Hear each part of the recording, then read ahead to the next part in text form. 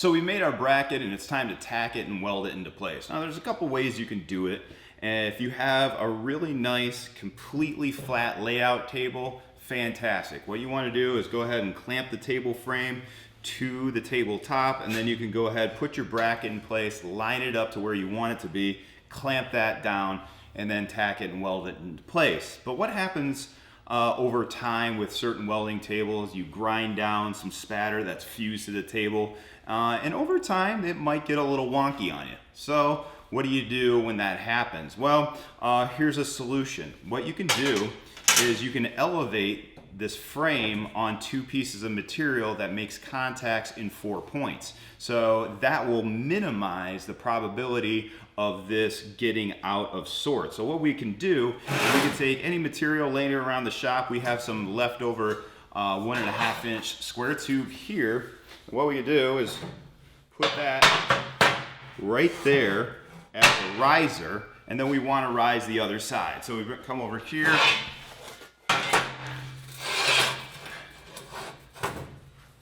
Now we have 4 contact points, and essentially that is going to make it more stable. So what we would want to do after that is clamp these guys down on the table to secure the positioning, and that's what we'll do with these F clamps right here.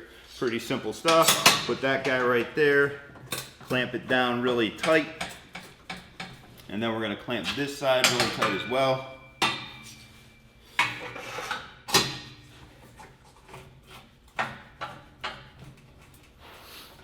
Now, there's some depth to here, okay? So what we want to do after we put our bracket into place, as you can see, I've prepped the edge all the way through there, and I've also prepped my material anywhere I'm going to weld. So you always want to take a 4.5 inch angle grinder or whatever you have for grinding and make your material nice and shiny. So we want to make sure that is put into position just like so, nice and secure. Now, F clamps. If you don't have the depth on your F clamp to make it in there securely, what you could do is use some spacers. Put that guy right there, clamp it down like so. And we're gonna do 3 of these. It might be a little overkill, but you know what? I like to make it nice and even, so that's what we're gonna do. And if my positioning looks good and everything's secure and clamped into place, it's ready to tack. Now, we have 1/8 inch flat bar for our bracket, our mounting system, but our material is 14 gauge. I always like to tack a little hot to make sure that I do get the penetration into the material. So we will tack this at 1/8 of an inch.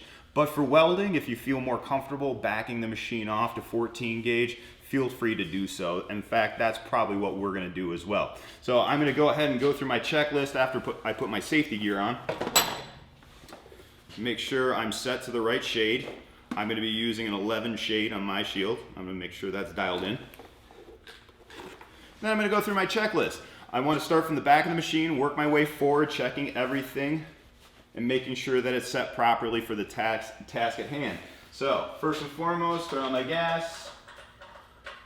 I want to be at least 28 to 30 CFH. I want to make sure my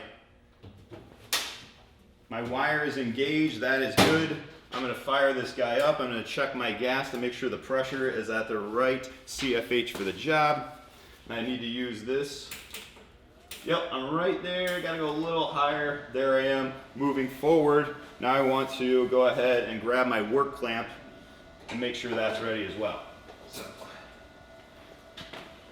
I'm going to put my work clamp right on the table right there. So 4 or 5 decent tacks on this much of a bracket piece is going to be plenty for this. But what I'm going to do is I'm going to spread out my tacks. I'm going to start over here, come over here, and just spread out the heat evenly so I don't get too much distortion in the piece that might make the table wonky.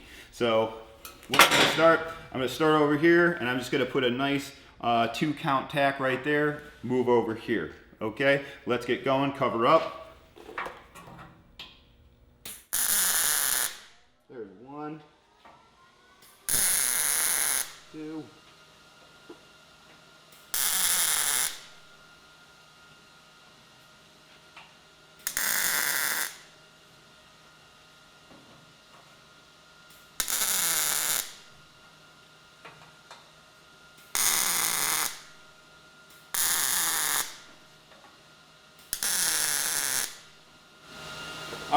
So now that should be plenty.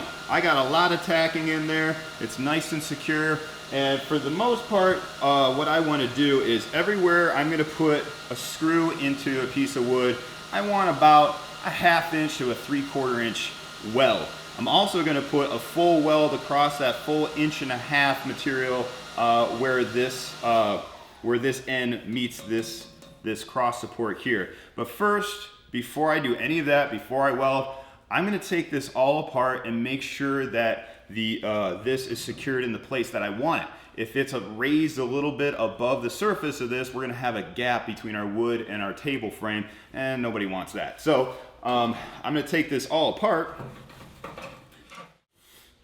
So now, as you can see, I'm going to check this. Before I weld anything together, I want to make sure that my work is accurate. So what I want to do is I want to take a look at this bracket that I just put in place before I weld it, make sure this is nice and flush with the surface.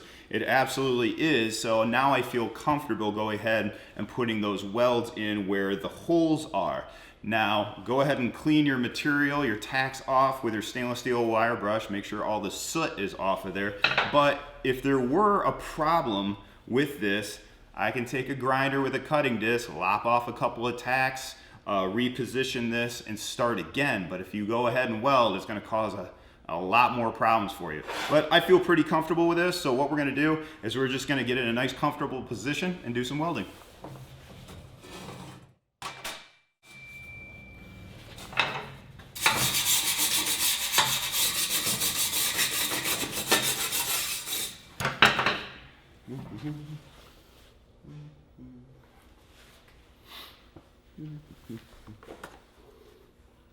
Cover.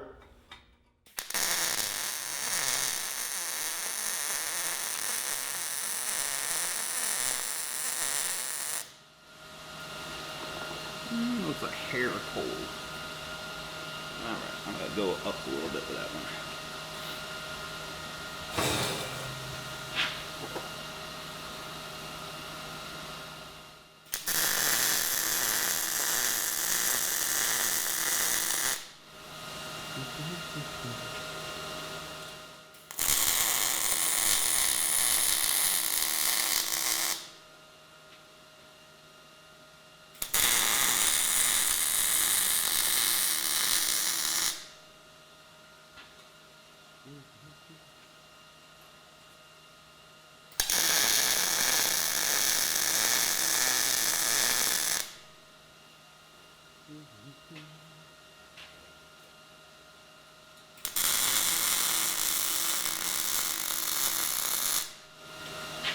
All right, last one.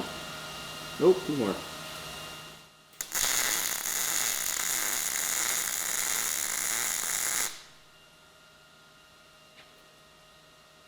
Cover.